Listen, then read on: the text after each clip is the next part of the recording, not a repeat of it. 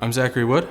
I was in the United States Navy from 2010 to 2016, and I was a surface sonar technician. Went on deployment in 2012 to Somalia, flying Fire Scout, which is unmanned helicopters, in support of SEAL team operations on shore and also doing counter-piracy. What brought me to the VA is I was homeless. I was going through my second divorce, and I was staying with my parents, and I was of the mindset that I have all of my limbs and my body parts, eyes, ears, nose, all of that, so I don't need VA benefits. And after struggling in the civilian sector for a handful of years, and insurance and a home loan and all these things, it just failed, and wound up actually here at the Menlo Park VA because I was finished with that cycle. Homelessness, addiction.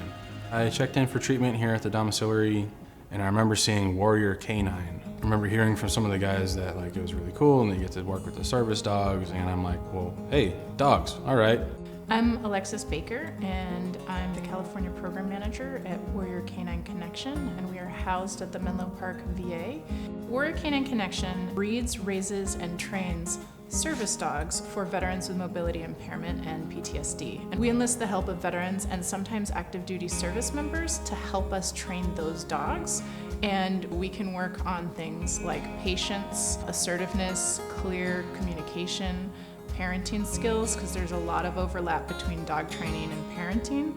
We can sometimes work on impulse controls, and we've had a lot of veterans tell us that it's the highlight of their day, or they started out feeling really stressed and now they're feeling much more relaxed.